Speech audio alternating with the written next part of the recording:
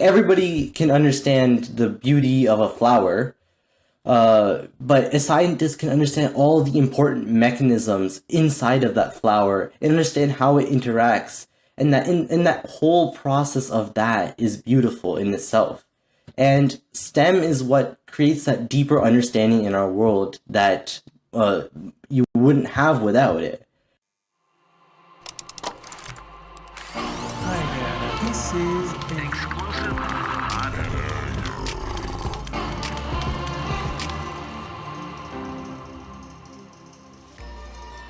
Welcome all to this special episode of the Why to How podcast, where we explore adventures in STEM.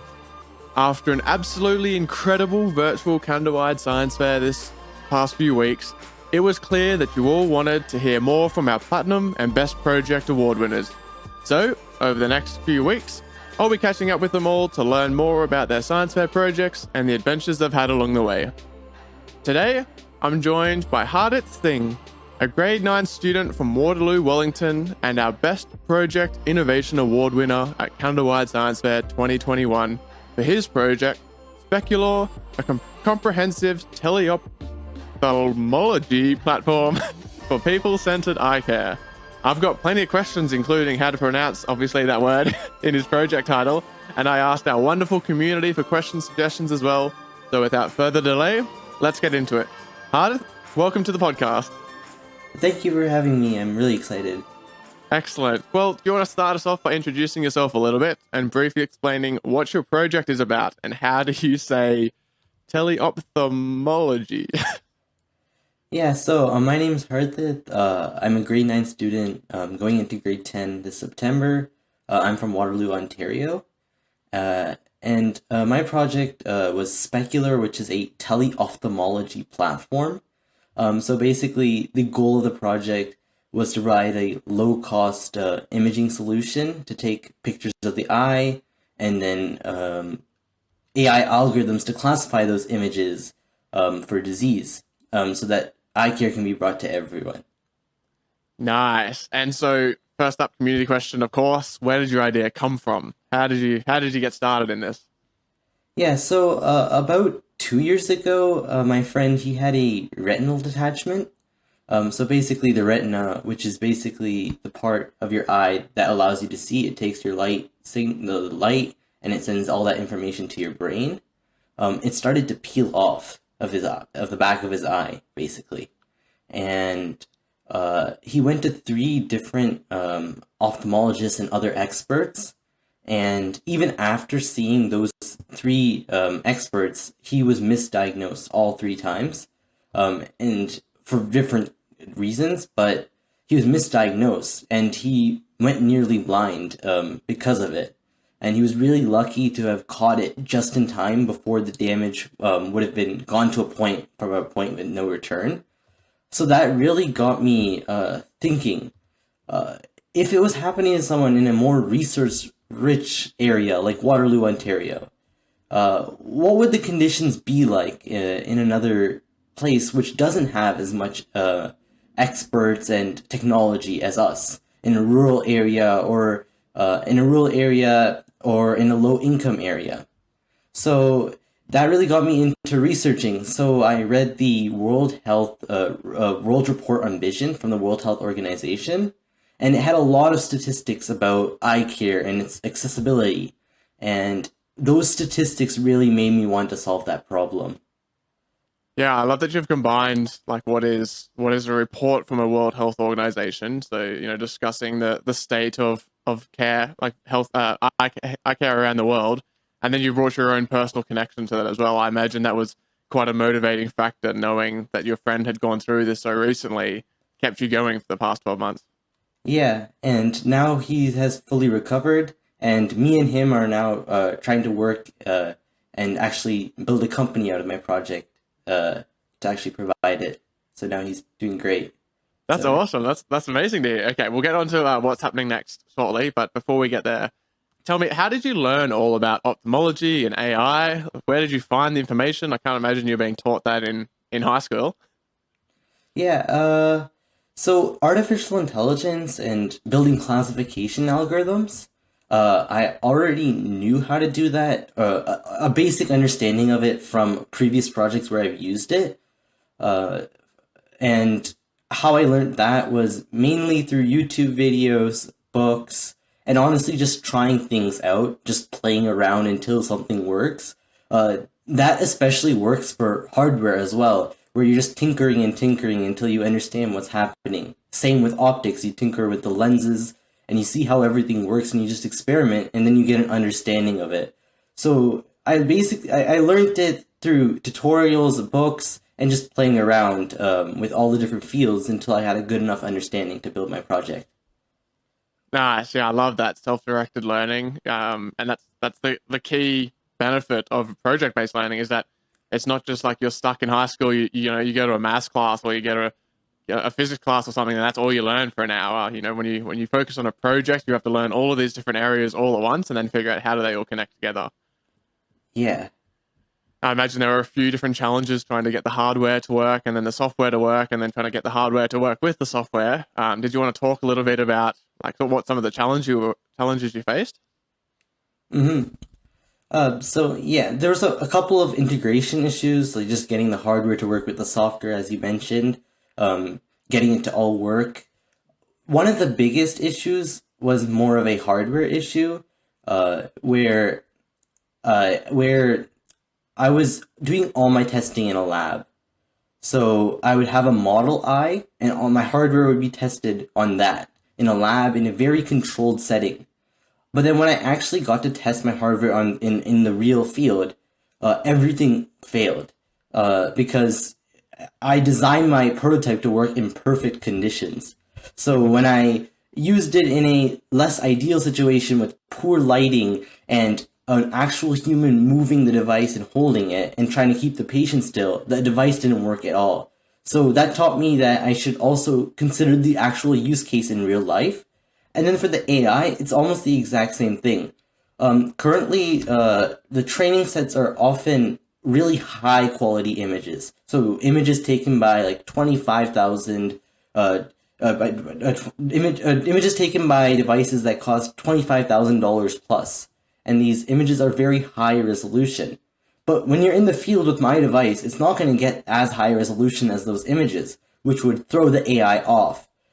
So I also had to take that in account, and I integrated really low quality images in my training to account for the low quality images that would be taken by hardware in the field with poor lighting.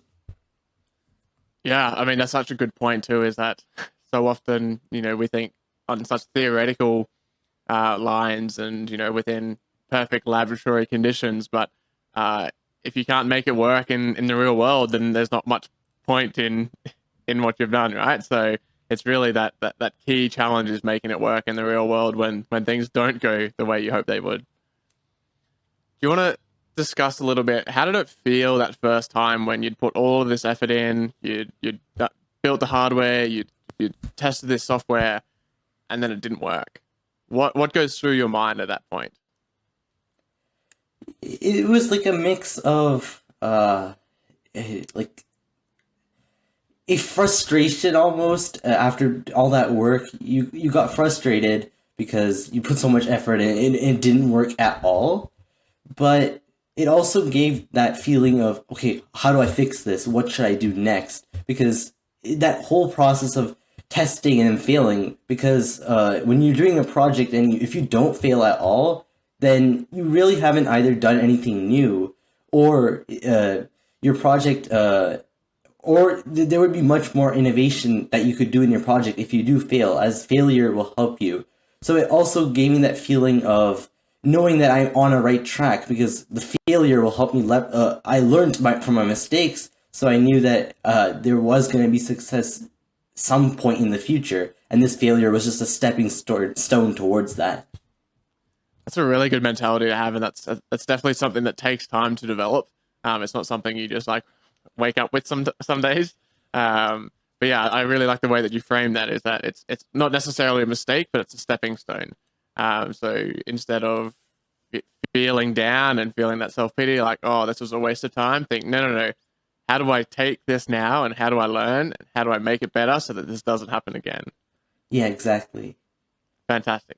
So then, as you were going through all of this, and as you're going through all these challenges, who did you turn to for support through this project? Like, how did you find your mentors? You know, this is a community question as well. And how did you find the people that could help you with your project? hmm So I emailed a professor, many professors at the University of Waterloo, the optometry department, in the optometry department, and I worked with one of them and his grad students. So I would often, if I ran into a struggle or some problem or some questions, I would end up emailing them, mainly his students, who also do other various research related to the eye. So it was really great because they would also have their own problems, and everyone would just sit down and discuss, maybe monthly, about what everyone is doing. And after a while, like, I was almost treated just like a grad student in that group, where we were all doing our own research and then helping each other out, giving suggestions. But I mainly found my mentor by emailing a bunch of people until one professor responded, and I would turn to them and his grad students for help. Nice. Yeah, it only takes one, right? It's like you only just need to find that one person willing to help you out, to really help give you that direction and to give you the advice and support you need along the way. So it's fantastic that, yeah, you just have to email a lot of people. And that's definitely something that YSC is looking to assist with this year. Through My STEM Space, we're hoping to put together some resources on how to actually find a mentor. What would an email even look like for you to be sending to mentors? Because it is such an important piece of the step that truly does help take projects from good to great. And so after all of this work, after all of the support, after all of the challenges, what is it that you discovered? Tell us about your project. Like, what was the thing that you finally got to? What's your conclusion? What was your aha moment? Yeah. So for the hardware, my main since my project was an innovation, it was more like what worked. And for the hardware, I found that using cross polarization, that's commonly found in the very expensive fundus cameras, that worked really well for making sure that there was no glare in the fundus images, on top of the fundus images, which this cross polarization technique is not common among low cost fundus cameras like mine, and they often lack this cross polarization, so there's a lot of glare in their images. So that was the main moment where the hardware started to work out and the images are really clear. And for the AI, after playing around with standard classification techniques and like feature extraction and then using like a support vector machine and a basic classification methods, and after having that failed, I then tried training my own convolutional neural network, and that also failed. But then when I started using transfer learning to train a convolutional neural network, I also developed my own training method, combining supervised and reinforcement learning. And that ended up resulting in the highest accuracies, especially for the disease glaucoma, which was the highest reported accuracies in literature. So those are the both amazing parts, the cross-polarization for the hardware and the new training technique for transfer learning for the software. What an incredible outcome. Yeah, absolutely fantastic. And so obviously the next question, I guess, is then, like, why is this important for us? Why have you put in all of this effort? Like, what are you hoping to gain from all of this research? So this device will be able to help many people who wouldn't be able to get eye care normally, because currently the devices are really expensive. So the fundus camera is around $5,000 plus. And the patient will have to go to a tertiary center in urban areas or in more resource-rich cities. So my project will really help bring the care to the patient, providing a more people-centered approach. And it'll allow people to bring care to places of need who wouldn't get it in the first place. So that is why it is really important, and that is why it's a stepping stone towards that. Yeah, it's truly incredible. Like when reading through your project online, to think that the Canon camera that's so often used in Canada is $15,000, and your project was it $350? I think you said you got the hardware down to 300. $300. I mean, what a price difference that is, and to still have such good results from the end, it's truly outstanding. And you've actually done real world testing in India already, haven't you? You sent your hardware, and the AI is already working in India. Do you want to talk a little bit about what you felt when the ophthalmologist in India confirmed that your prototype was sufficient for accurate diagnosis? Yeah, the first time when he told me, when I got like the news back from the first prototype, like I said, it was frustrating, but I knew it was a stepping stone. And the second time when I heard out that that the images were really well, like they turned out really good, it was really amazing, and it was really surprising as well. I wasn't expecting it to work still, because I only had access to a model eye at the lab, so that was the only testing I could do. And then once it is in India, I can't make any modifications to it. So it's kind of a Hail Mary where I'm just sending a prototype blindly for them to test. So it was really surprising and amazing. But then it got me, again, I always thought, okay, it's a stepping stone. What can I do next? So I was always thinking next, okay, the images are good, but there's always something I can do better. So I realized that the images that they were giving, and the ophthalmologists also told me that there's some lighting issues. So that idea of, okay, I appreciated it, and then I also started to think of it as another stepping stone. But it was very surprising and amazing to hear the news. I can imagine, yeah. And so humble from you, just from reading your report to know just how well it worked. To say that you felt really good about it is so humble, but truly an incredible result. So then let's talk about what comes next then. So I imagine there's further work on the AI model, maybe a better lens with the Speculor hardware, obviously trying to fix the lighting issues. How does this all play into what you've been doing since Candlelight and what you're hoping to do on the project going forward? Yeah, so for the hardware, I'm mainly trying to reduce the cost and improve the lighting issues and improve the lighting issues. So currently, most of the cost from the hardware is all from the lens. The lens itself was probably $200 to $250 itself. Sorry, and I could reduce it by using lower quality lenses or a different type of lens. So that's what I'm trying to do to lower the cost. I'm trying to make the prototype a little bit more ergonomic. Actually, when I was at the science fair with the Canada-wide science fair judges, one of the judges gave me a feedback about my device, saying it's too boxy and it's a little scary of a device and it would be a little hard to handle. So I'm taking that feedback to also improve this prototype on my hardware. And for the software, my goals are to, number one, do more diseases. So right now I'm able to do glaucoma, age-related macular degeneration, and I'm trying to work on doing many more diseases. And the great thing about transfer learning is I'm able to reapply the same model over multiple diseases. So I just have to find the right parameters and training method. And the other thing I want to do is add explainability to it. So right now, AI is kind of a black box. You don't know why it's making the decision it's making. So I'm trying to figure out why is it making the classification it is. And based off that, it can help the doctors make a better diagnosis and confirm and trust the artificial intelligence with this diagnosis. Because if it's looking at the correct features and it's saying it's this certain disease, then the doctor can be certain that, oh yes, it makes sense. The AI found the disease in this image and it's right where it's showing it in the image.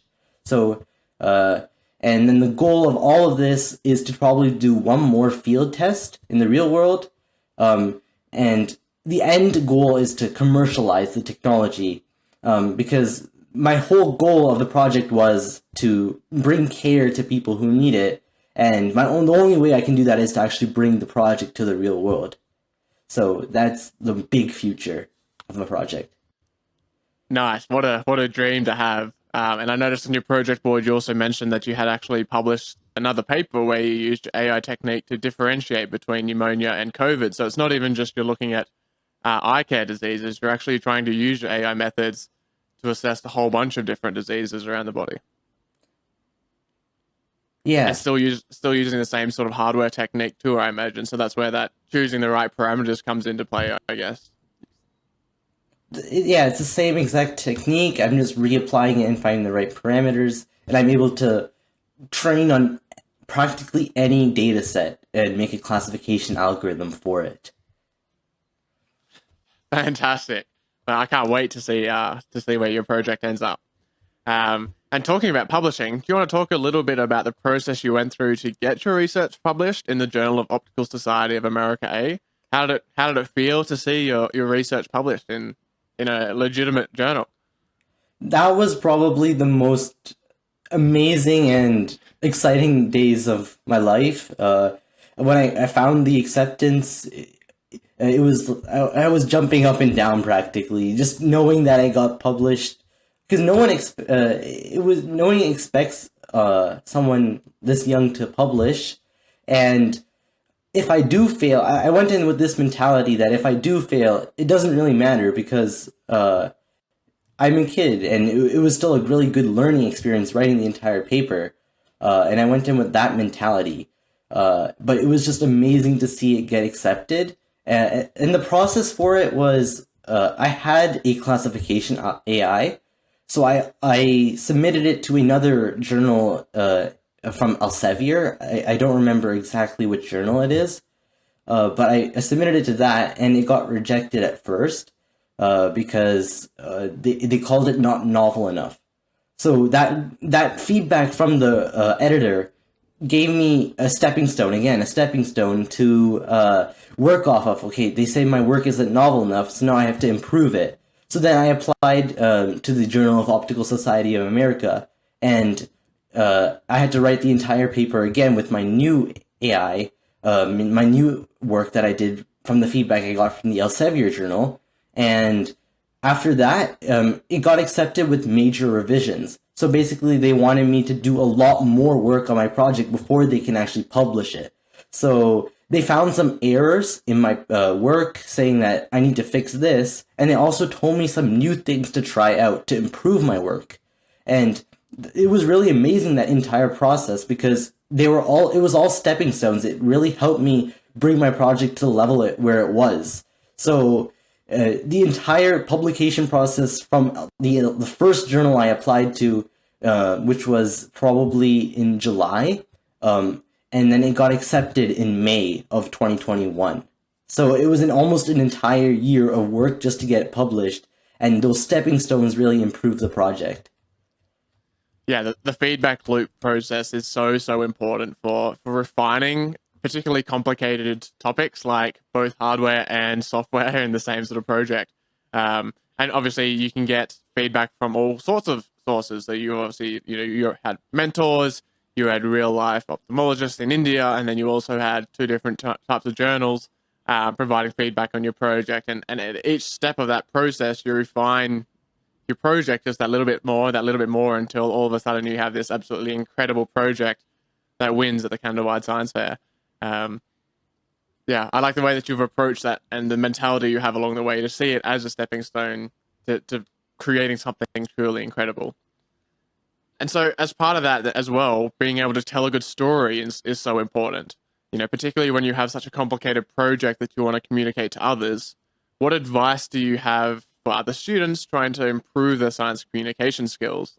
Like you specifically, how do you go about telling and explaining your project to friends, to family, to judges, or the general public? Because not all of those people will have, a background in AI or hardware or lenses or ophthalmology. How did you figure out what to say, how to say it? Yeah, so when explaining it to like the general public or your friends or family, people who may not have any experience in the subject that you're talking about, you really want to keep it to a very simple level. So I would cut out any technical details. But if there was something technical, you should always find an easy or way to explain it or an analogy. Otherwise, you wouldn't. Do you really understand it if you can't explain something that easily? This mentality is coming from Richard Feynman, where he was able to take very complicated subjects and explain it in such a beautiful and easy to understand way, where everybody in the general public could understand. So the idea of taking that complex thing, maybe making an analogy or making some like simplifying it so that everybody could understand. So you can remove many technical details, but anything that you think you can simplify, try and simplify it so that they can understand your project to a level where they can really get a meaning out of it. Yeah, and I think getting a meaning is so important too. Like, you don't have to focus so much on the how of a project when you're explaining it to people who won't understand the how of the project. Focus on what you did, why you did it, and then what does it matter? So just, as you say, like, you can simplify the how and just focus on those other areas instead, just to really communicate what it is that you did and why it's so important. All right, so let's switch gears a little bit and let's talk about science fair. What is your favorite part of science fair? Why should people be doing science fairs? I love the part of just meeting new people and exploring all the other amazing projects at the fair. It was amazing with all the interactions I had with the judges. I learned a lot from them, especially of things to improve on my project, and just exploring all these other really cool projects. Especially if this was an in-person fair, that would have been amazing, because you would get to go around to all the different booths and talk to people and really learn about all their projects. But especially in the online fair, we still got to do so much interesting learning and communicating and really just getting to explore all the various science projects that everybody in Canada has made. And I think that's the really amazing fun part about a science fair, is just getting to explore and talk to people all around Canada, which you would normally not get to do. And what do you dream of being when you're older? Uh, I would say an entrepreneur. I really like working for myself. So I want to be able to make solutions or innovations or projects that could really help the world or solve some problem, and be one of the main people who help lead it. So an entrepreneur who can do the engineering aspects and the computer science aspects of a project. Because if an entrepreneur has all those skills, they would really be able to build up a project and get it up and running really easily. So I definitely probably an entrepreneur. Nice. And big question for you. Why is STEM important? Because it provides a new insight into the world. It provides a new beauty into the world that most people would not see. So like everybody can understand the beauty of a flower, but a scientist can understand all the important mechanisms inside of that flower and understand how it interacts. And that in that whole process of that is beautiful in itself. And STEM is what creates that deeper understanding in our world that you wouldn't have without it. And it allows us to develop new solutions to solve our big problems in our world, like climate change, hunger, world hunger. STEM is going to be the solutions towards that.